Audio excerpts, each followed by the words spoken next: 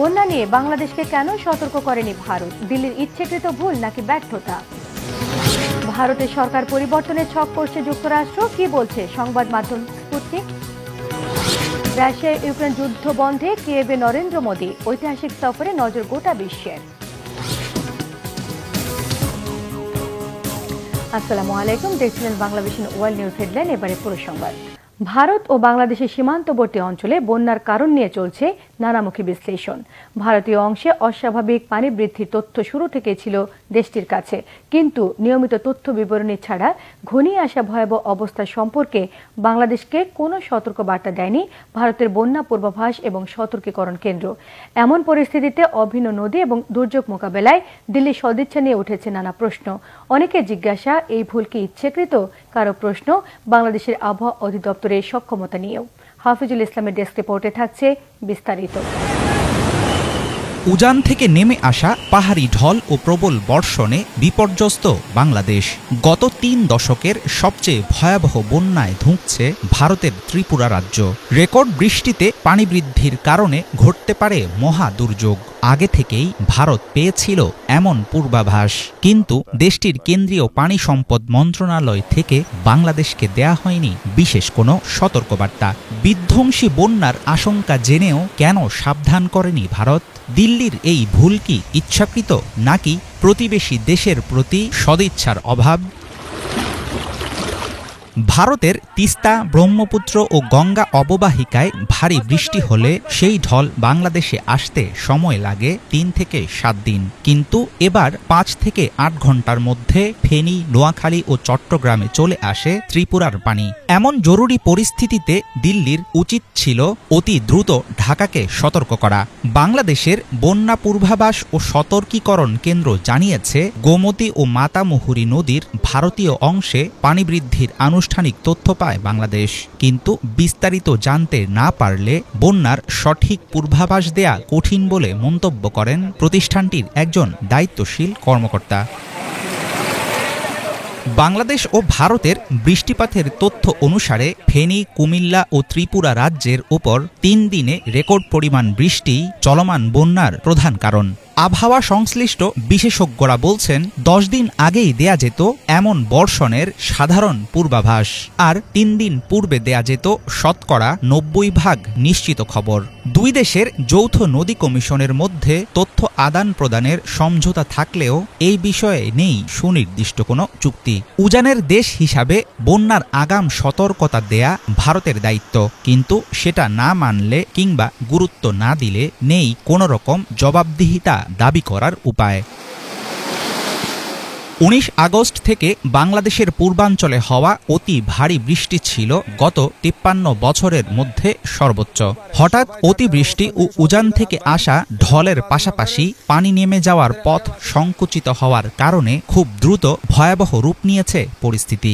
বন্যার পূর্বাভাস সঠিকভাবে দেয়া বাংলাদেশ ভারত যৌথ নদী কমিশনের অন্যতম প্রধান দায়িত্ব। ৫৪টি অভিন্ন নদীর পানি হ্রাস বৃদ্ধির তথ্য বিনিময় ও বন্যার সঠিক পূর্বাভাস দেয়া গেলে এড়ানো যেত এমন বড় বিপর্যয়। এর মধ্যেই প্রশ্ন উঠেছে, ভারী বৃষ্টির আগাম তথ্য কেন জানাতে পারল না বাংলাদেশের আবহাওয়া অধিদপ্তর? ২০২২ সালে বাংলাদেশের চট্টগ্রাম বিভাগে করা হয়েছিল প্রায় ২০,০০০ নদী খেকো দখলদারের তালিকা, যাদের বেশিরভাগই ছিল তৎকালীন ক্ষমতাসীন দল আওয়ামী লীগের নেতাকর্মী। উজানের পানি নামার পথ ঠিক রাখতে কঠোর হাতে দমন করতে হবে নদী দখলের অপতৎপরতা। অভিন্ন নদীতে ভারত যেসব বাঁধ দিয়েছে, সময় এসেছে সেগুলোর বৈধতা নিয়ে আন্তর্জাতিক মহলে কথা বলার। বিশেষজ্ঞরা মনে করছেন, আন্তঃসীমান্ত নদীতে বন্যা পরিস্থিতি নিয়ে ভারতের দায়সারা মনোভাব পরিবর্তনে প্রয়োগ করতে হবে কৌশলী চাপ। পাশাপাশি এমন দুর্যোগে সময় উপযোগী পদক্ষেপের জন্য বাংলাদেশকে নিতে হবে দীর্ঘমেয়াদী প্রস্তুতি। হাফিজুল ইসলাম, বাংলাভিশন। ভারতের ত্রিপুরায় বন্যায় অন্তত ১৯ জনের প্রাণহানি হয়েছে। ক্ষতিগ্রস্ত ৭ লক্ষাধিক মানুষ। ৮টি জেলায় জারি হয়েছে রেড অ্যালার্ট। অন্তত ৬৫,৪০০ মানুষকে স্থানান্তর করা হয়েছে অস্থায়ী আশ্রয় কেন্দ্রে। গত ৩০ বছরের মধ্যে এত ভয়াবহ বন্যার কবলে পড়ল ত্রিপুরা। সোমবার থেকে টানা বৃষ্টিতে পরিস্থিতি খারাপ দিকে মোড় নেয়। হেলিকপ্টার সহ উদ্ধার সরঞ্জাম নিয়ে কাজে নেমেছে দুর্যোগ ব্যবস্থাপনা বিভাগের ৪টি টিমের ১২০ জন কর্মী। দুর্গত এলাকায় প্রতিকূল আবহাওয়ার পাশাপাশি মোবাইল নেটওয়ার্ক প্রায় বিচ্ছিন্ন থাকায় বাধাগ্রস্ত হচ্ছে উদ্ধার তৎপরতা। গোমতী, দক্ষিণ ত্রিপুরা, উনাকোটি এবং পশ্চিম ত্রিপুরার অবস্থা খুব নাজুক। খোলা হয়েছে ৪৫০টি রিলিফ ক্যাম্প। দক্ষিণ ত্রিপুরায় বৃহস্পতিবার ভূমিধসে মৃত্যু হয়েছে নারী, শিশু সহ একই পরিবারের ৭ জনের। স্থানীয় প্রশাসন জানায় বৃহস্পতিবার পর্যন্ত কমপক্ষে ২,০৩২টি স্থানে ভূমিধস হয়েছে আর নদী ভাঙন হয়েছে ১,৯৫২টি স্থানে। পানিতে তলিয়ে গেছে ১,২৫,০০০ হেক্টরের ফসলি জমি। বাংলাদেশের মতো ভারতেও সরকার পরিবর্তনের গোপন ছক কষছে যুক্তরাষ্ট্র, এমন খবর রাশিয়ার সংবাদ মাধ্যমগুলোতে। মার্কিন গোয়েন্দা সংস্থা সিআইএর বন্ধুত্বের আড়ালে মোদী সরকারকে উৎখাতে ব্যাপক প্রচেষ্টা চালাচ্ছে বলে জানিয়েছে সংবাদ মাধ্যম স্পুটনিক। আর এই চেষ্টায় সিআইএর সহযোগী দিল্লির মার্কিন কনসাল জেনারেল জেনিফার লারসেন। বিস্তারিত মীর ফজলে রাব্বির রিপোর্টে। মানবাধিকার এবং ভোটাধিকার সহ নানা ইস্যুতে শেখ হাসিনা সরকারের উপর অসন্তোষ ছিল মার্কিন প্রশাসনের। বাংলাদেশে সরকার পতনের পেছনে যুক্তরাষ্ট্র জড়িত বলেও অভিযোগ রয়েছে হাসিনার। অন্যদিকে গত ১৫ বছরের শাসনামলে শেখ হাসিনাকে অকুণ্ঠ সমর্থন দিয়ে এসেছে ভারত। আর এবার খবর আসলো সে ভারত সরকারের পতনেরই কলকাঠি নাড়ছে মার্কিন যুক্তরাষ্ট্র। রাশিয়ার সংবাদ মাধ্যম স্পুটনিক এক প্রতিবেদনে জানিয়েছে গোপনে বাংলাদেশের মতো ভারতে সরকার পরিবর্তনের ছক কষছে যুক্তরাষ্ট্র। প্রতিবেদনটিতে দাবি করা হয় মার্কিন গোয়েন্দা সংস্থা সিআইএ বন্ধুত্বের আড়ালে মোদী সরকারকে উৎখাতের জন্য ব্যাপক প্রচেষ্টা চালাচ্ছে। এজন্য অন্ধ্রপ্রদেশের ব্যাপটিস্ট চার্চ এবং বিরোধী নেতাদের সাথে যোগাযোগ করছে তারা। প্রতিবেদনে আরও দাবি করা হয় ক্ষমতাসীন বিজেপির রাজনৈতিক জোট এনডিএ ভাঙতে তৎপরতা চালাচ্ছে সিআইএ। এজন্য অন্ধ্রপ্রদেশের মুখ্যমন্ত্রী চন্দ্রবাবু নাইডুকে টার্গেট করেছে গোয়েন্দা সংস্থাটি। ধারণা করা হচ্ছে এক্ষেত্রে পাকিস্তানি মডেল অনুসরণ করতে পারে সিআইএ। এর আগে পাকিস্তানে বিরোধীদের অনাস্থা প্রস্তাবে ক্ষমতাচ্যুত হয়েছিলেন ইমরান খান। ভারতের বর্তমান মোদী সরকারও জোটের উপর নির্ভরশীল। জোট ভাঙলে সরকার টিকিয়ে রাখতে হুমকির মুখে পড়তে পারে নরেন্দ্র মোদী। মার্কিনীদের মোদী বিরোধী গুঞ্জন আরও শক্ত হয় কিছু ছবি প্রকাশের মাধ্যমে। সম্প্রতি সোশ্যাল মিডিয়ায় ভাইরাল হওয়া ছবিতে দেখা যায় দিল্লির মার্কিন consul general Jennifer Larsen Asaduddin ওয়াইসির সঙ্গে দেখা করেছেন। মোদী বিরোধী অবস্থানের কারণে বরাবরই আলোচনায় থাকেন হায়দ্রাবাদ থেকে ৪ বার লোকসভার সদস্য নির্বাচিত হওয়া আসাদুদ্দিন ওয়াইসি। জানা গেছে ওয়াইসি ছাড়াও ভারতের বিরোধী নেতাদের সঙ্গে দেখা ও আলোচনা করেছে সিআইএ। এর আগে মুখ্যমন্ত্রী চন্দ্রবাবু নাইডুর সঙ্গে দেখা করেছিলেন জেনিফার লারসেন। শুধু তাই নয়, তিনি তেলেঙ্গানার মুখ্যমন্ত্রী কে চন্দ্রশেখর রায়ের সঙ্গেও দেখা করেন। আর এসব সাক্ষাৎকে বেশ সন্দেহের চোখে দেখছে রাশিয়া। বিভিন্ন সময় অভ্যুত্থান এমনকি সরকার পাল্টে দেওয়ার মতো বড় ঘটনা ঘটিয়েছে মার্কিন গোয়েন্দা সংস্থা সিআইএ।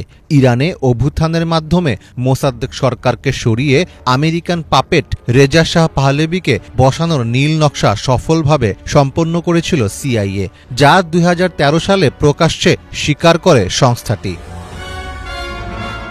এছাড়া আফগানিস্তান, ভিয়েতনাম, চিলি এমনকি রাশিয়াতেও সরকার পরিবর্তনে সরাসরি মদত দেওয়ার নজির দেখিয়েছে সিআইএ। তাই বাংলাদেশে ক্ষমতার পট পরিবর্তনে সিআইএর সম্পৃক্ততার গুঞ্জন মোটেও অমূলক নয়। তবে ভারতে বিরোধী দলগুলোর সাথে সমন্বয় করে মোদী সরকারের বিরুদ্ধে সিআইএ ও আমেরিকা কতদূর যেতে পারবে তা হয়তো সময়ই বলে দেবে।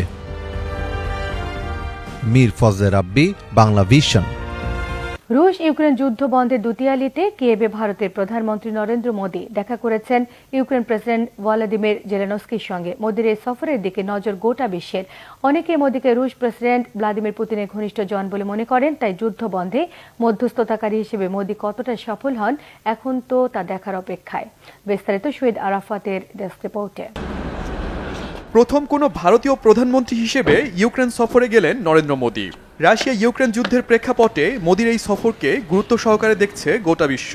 অত্র অঞ্চলে শান্তি প্রতিষ্ঠায় বিশেষ করে ইউক্রেন রাশিয়া যুদ্ধ বন্ধে মধ্যস্থকারী হিসেবে ভূমিকা রাখতে চান মোদি। যুদ্ধের অবসান এবং ন্যায়সঙ্গত শান্তির বিষয়টি ইউক্রেনের জন্য গুরুত্বপূর্ণ। তাই কিয়েভে মোদির উপস্থিতিকে ঐতিহাসিক মুহূর্ত বলে উল্লেখ করেন ভলোদিমির জেলেনস্কি। চিকিৎসা, কৃষি সহ দুই দেশের মধ্যে সই হয় 4টি চুক্তি। ভারতের প্রধানমন্ত্রী নরেন্দ্র মোদীর ইউক্রেন সফর আমাদের জন্য অত্যন্ত গুরুত্বপূর্ণ। ইউক্রেনে ভারতের প্রধানমন্ত্রীর এটাই প্রথম সফর। এটি একটি ঐতিহাসিক মুহূর্ত। স্বাধীন শান্তি সম্মেলনে উপস্থিত থাকার জন্য আমি ভারতকে ধন্যবাদ জানাতে চাই। এর মধ্যে চিকিৎসা, কৃষি, মানবিক সম্পর্ক এবং সংস্কৃতি বিষয়ে ভারতের সাথে আমাদের 4টি চুক্তি হয়েছে। এর আগে পোল্যান্ডে অবস্থানকালে ইউক্রেন রাশিয়া যুদ্ধ বন্ধে আগ্রহী ভারত এমনটি জানান মোদি। এমনকি মধ্যস্থতা করার প্রসঙ্গ টানেন ভারতীয় প্রধানমন্ত্রী। মোদি বলেন, শান্তি প্রতিষ্ঠায় কূটনৈতিক আলোচনা প্রয়োজন। বন্ধু রাষ্ট্রগুলোর সাথে আলোচনার মাধ্যমে এসব সংঘাত বন্ধে যে কোনো সহায়তা করতে রাজি নয়াদিল্লি। फ्रेंड, यूक्रेन और पश्चिम एशिया में चल रहे संघर्ष ইউক্রেন এবং পশ্চিম এশিয়ার পরিস্থিতি আমাদের সকলের জন্য গভীর উদ্বেগের বিষয়। ভারত দৃঢ়ভাবে বিশ্বাস করে যে যুদ্ধক্ষেত্রে কোনো সংঘাত বা সমস্যা সমাধান করা যাবে না। যে কোনো সংকটে নিরপরাধ মানুষের প্রাণহানি একটি অমানবিক বিষয়। তাই অত্র অঞ্চলে শান্তি এবং স্থিতিশীলতার পুনঃপ্রতিষ্ঠার জন্য ভারত বন্ধু প্রতিম দেশগুলোর সঙ্গে আলোচনা করতে প্রস্তুত। मासूम लोगों की जान की हानि पूरी मानवता के लिए। তবে রাশিয়ার সঙ্গে ঐতিহাসিকভাবে ভালো সম্পর্ক ভারতের। গেল জুলাই মাসে মস্কো সফরে রুশ প্রেসিডেন্ট পুতিনের সাথে সাক্ষাৎ করেন মোদি। 2022 সালের ফেব্রুয়ারিতে ইউক্রেনের রুশ হামলা শুরুর পর ওই ঘটনায় নিন্দা জানায়নি ভারত। এছাড়া রাশিয়ার সমালোচনা করে জাতিসংঘের আনা প্রস্তাবের পক্ষেও ভোট দেয়নি দেশটি। তাই বিশ্লেষকরা মনে করছেন, রুশ ইউক্রেন যুদ্ধ বন্ধে মধ্যস্থতাকারী হিসেবে মোদি খুব একটা ভূমিকা রাখবেন না। Shahid Arafat, Bangla vision news desk. বাংলাদেশের রাজনৈতিক অস্থিরতার মারাত্মক প্রভাব পড়েছে ভারতের পর্যটন এবং চিকিৎসা খাতে। ভারতের ব্যবসায়ীরা বলছেন, 5 আগস্টের পর থেকে তাদের ব্যবসা তলানির দিকে যেতে থাকে। ভারতীয় সংবাদ মাধ্যম দ্য ইকোনমিক টাইমস বলছে, বাংলাদেশ থেকে ভারত ভ্রমণকারী পর্যটকের সংখ্যা কমে গেছে 90%-এরও বেশি। বিস্তারিত মীর ফজলে রাব্বির ডেস্ক রিপোর্টে। চিকিৎসা, ভ্রমণ কিংবা কেনাকাটা, উদ্দেশ্য যাই হোক, বাংলাদেশিদের প্রথম পছন্দ প্রতিবেশী রাষ্ট্র ভারত। প্রতিদিন বাংলাদেশিদের গড়ে 5,000-এর বেশি ভারতীয় ভিসা দেওয়া হয়, যাদের প্রত্যেকেই সেখানে গিয়ে খরচ করেন মোটা অঙ্কের অর্থ, যা অবদান রাখে ভারতের অর্থনৈতিক অগ্রগতিতে। কিন্তু এখন পরিস্থিতি একদমই ভিন্ন। বাংলাদেশিদের অভাব এখন ভোগাচ্ছে ভারতের ব্যবসায়ীদের। বাংলাদেশের রাজনৈতিক অস্থিরতার জেরে মারাত্মক প্রভাব পড়েছে ভারতের পর্যটন শিল্পে। গত মাসে দেশব্যাপী শিক্ষার্থীদের আন্দোলন ছড়িয়ে পড়লে পর্যটন ব্যবসায়ে প্রভাব পড়তে শুরু করে, যা আরও অবনতির দিকেই যাচ্ছে। ব্যবসায়ীরা বলছেন, গত 5 আগস্ট শেখ হাসিনা প্রধানমন্ত্রীর পদ থেকে পদত্যাগ করে দেশ ছাড়ার পর তাদের ব্যবসা রীতিমতো তলানিতে ঠেকেছে।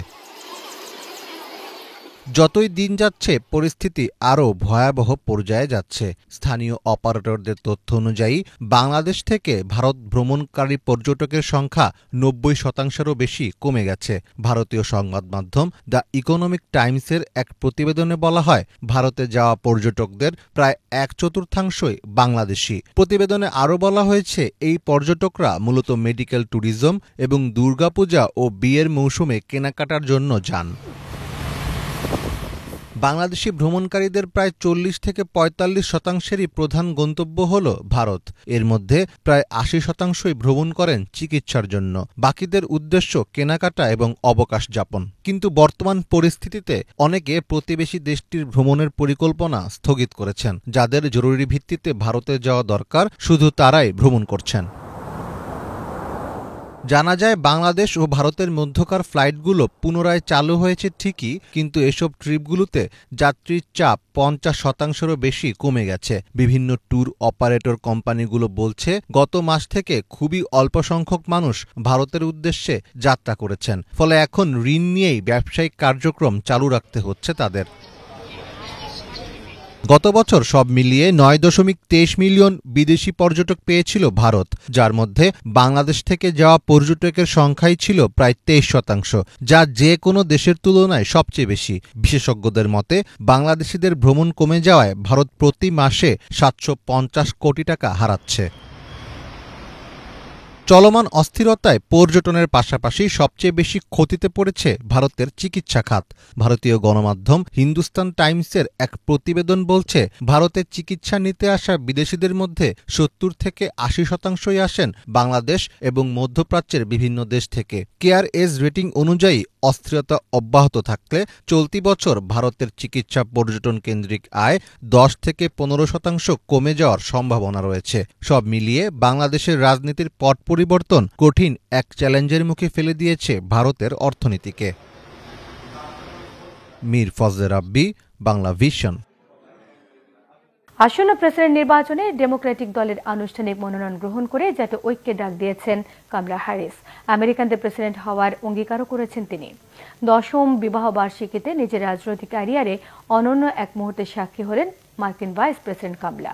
ইলিনয় অঙ্গরাজ্যের শিকাগোয় ডেমোক্রেটিক পার্টির 4 দিনব্যাপী সম্মেলনের শেষ দিন দেওয়া ভাষণে তিনি আশ্বস্ত করেন, নির্বাচিত হলে বিশ্বের বুকে গর্বিত রাষ্ট্র হিসেবে মাথা তুলে রাখার মতো রাষ্ট্র বিনির্মাণ করবেন তিনি। প্রতিপক্ষ ডোনাল্ড ট্রাম্প নির্বাচিত হলে দেশ ভয়াবহ দুর্যোগে পড়বে বলে সতর্ক করেন। ফিলিস্তিনিদের জীবন রক্ষায় গাজায় হামলা বন্ধে চেষ্টা চালানোর কথা বললেও ইসরায়েলের সহিংসতাকে আত্মরক্ষা বলে সাফাই দিলে উচ্চস্বরে এর নিন্দা জানান সেখানে থাকা অনেকেই। গাজায় হত্যাযজ্ঞ চালাতে মার্কিন অস্ত্র আর বোমার চালান ইসরায়েলে পাঠানো বন্ধের দাবিও তোলেন তারা। কামলা প্রতিশ্রুতি দেন, ইসরায়েলের পক্ষ ছাড়বেন না। এই সম্মেলন আর ভাষণ চলাকালে বাইরে ব্যাপক বিক্ষোভ করেছেন ফিলিস্তিনি নিপীড়ন বন্ধের সমর্থকরা। এক পর্যায়ে পুলিশের বাধায় ধস্তাধস্তি আর হাতাহাতিতে জড়ান বিক্ষুব্ধরা। যুদ্ধ বিধ্বস্ত গাজায় জীবনের ঝুঁকি নিয়ে ভূমধ্য সাগরে প্রবেশ করছে জেলেরা। গত 7 অক্টোবর থেকে ইসরায়েলের যুদ্ধের কারণে এসব জেলের জীবিকা নির্বাহ বন্ধ হতে থাকে। খাবারের সরবরাহ কমে গাজায় সংকট এখন আরো তীব্র।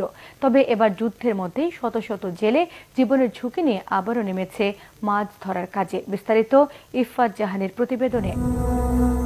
যুদ্ধবিধ্বস্ত ফিলিস্তিন ভূখণ্ডে জীবনের ঝুঁকি নিয়ে ভূমধ্য সাগরে প্রবেশ করছে গাজার জেলেরা। ইসরায়েলের স্বেচ্ছাচারিতার নীতির কারণে গাজার এসব জেলেদের জীবন নিমজ্জিত হয়েছে দুর্দশার জালে। গাজায় ইসরায়েলের যুদ্ধ শুরু হবার পর থেকে জেলেদের উপর নিষেধাজ্ঞা আরও কঠোর হয়। এতে খাবারের সরবরাহ কমে যাওয়ায় বিপদ তীব্র হতে থাকে। প্রায় 22 লাখ ফিলিস্তিনির খাবারের সংকট দেখা দেয়। যুদ্ধ শুরু হবার আগে গাজায় 4000-এরও বেশি জেলে এবং শতাধিক অপেশাদার লোকজন মাছ ধরার কাজে নিয়োজিত ছিল এবং এটিই ছিল তাদের একমাত্র জীবিকা। জেলেরা বলছে তাদের মাছ ধরার জায়গা অত্যন্ত সীমিত। ইসরায়েলি জাহাজগুলো যে কোনো মুহূর্তে তাদেরকে এসে মেরে ফেলতে পারে। যুদ্ধের প্রথম সপ্তাহগুলোতে গাজা উপত্যকায় সব বন্দরে বোমাবর্ষণ করে ইসরায়েলি দখলদার বাহিনী। এ সময় তারা বেশিরভাগ মাছ ধরার নৌকা ধ্বংস করে দেয়। ইসরায়েলি হামলার ভয়ে মাছ ধরা বন্ধ করে দেয় জেলেরা। 35 বছর বয়সে ইসমাইল আবু জায়ব নামে এক মাঝি সিসিটিভিকে জানান, 7 অক্টোবর থেকে এখন পর্যন্ত মাছ ধরার কাজ বন্ধ রয়েছে। ইসমাইল আরও বলেন, দখলদাররা দেইর আল বালা শহরের সব নৌকা ধ্বংস করে দেয়। সমস্ত জাল তারা পুড়িয়ে দেয়। গত 10 অক্টোবর তার নৌকাও পুড়িয়ে দেওয়া হয়। বর্তমানে ইসরায়েলি যুদ্ধ এবং অবরোধের কারণে এসব জেলেদের জীবিকা নির্বাহ করা এবং বেঁচে থাকা কঠিন হয়ে পড়েছে। ফলে শত শত জেলে জীবিকার সন্ধানে এখন ঝুঁকি নিয়েই সমুদ্রে পাড়ি দিতে আবারও বাধ্য হয়েছে। ইসমাইল বলেন, অবরোধের কারণে তাদের জীবন নরকে পরিণত হয়েছে। ইসরায়েলি বাহিনীর নৃশংস কর্মকাণ্ড জেলেদের জীবনকে প্রভাবিত করেছে। মাত্র আধা কিলোমিটার সমুদ্রে যাত্রা করার পরই ইসরায়েলি সামরিক নৌযান তাদের লক্ষ্য করে গুলি করে। এতে অনেকে আহত এবং নিহত হন। 1 মিটার যাত্রা করার পর বেঁচে থাকা যাবে কিনা এর কোনো নিশ্চয়তা নেই বলেও জানান ইসমাইল। ইফফাত জাহান, বাংলা ভিশন। ইতালি নেপলসে গত কয়েক মাস ধরে অগ্নুৎপাতের মধ্যে বারবার স্থলভাগের উত্থান ঘটছে, যার কারণে নেপলসের চারপাশে ধ্বংসাত্মক ভূমিকম্পের বিষয়ে সতর্ক করছেন বিশেষজ্ঞরা। Italy national institute of geophysics and volcanology INGB গভীর পর্যবেক্ষণের পর সকলকে সতর্ক হবার আহ্বান জানিয়েছে। বিস্তারিত ইফফাত জাহানের আরেকটি প্রতিবেদনে। কয়েক মাস ধরে অগ্নুৎপাতের মধ্যে বারবার স্থলভাগের উত্থান হওয়ায় ভবিষ্যতে ইতালির নেপলসের চারপাশে ধ্বংসাত্মক ভূমিকম্প হতে পারে বলে সতর্ক করেছেন বিশেষজ্ঞরা। ইতালির ঐতিহাসিক শহর নেপলসের পশ্চিমে অবস্থিত দ্য ফ্লেগিয়ান ফিল্ডস। এটি একটি প্রধান আগ্নেয়ক্ষেত্র যা 80,000 বছরেরও বেশি সময় ধরে সক্রিয় রয়েছে। গত 5500 বছরে এটি কমপক্ষে 27 বার বিস্ফোরিত হয়। একে ইউরোপের সবচেয়ে বিপজ্জনক আগ্নেয়ক্ষেত্র বলা হয়ে থাকে, যদিও প্রায় ৫ শতাব্দী ধরে এটি শান্ত রয়েছে। এর মাধ্যমে একটি বড় অগ্ন্যুৎপাত সমগ্র ইউরোপ মহাদেশে প্রভাব ফেলতে পারে বলে আশঙ্কা করা হয়। গত মে মাসে ২০০-রও বেশি ভূমিকম্প হবার কারণে অঞ্চলটি থেকে শতাধিক পরিবারকে সরিয়ে নেওয়া হয়। সে সময় রিক্টার স্কেলে ৪.৪ পরিমাপের একটি ভূমিকম্প এলাকাটিতে আঘাত এনেছিল। ১৯৮৪ সালের পর এটি ছিল সবচেয়ে শক্তিশালী কম্পন।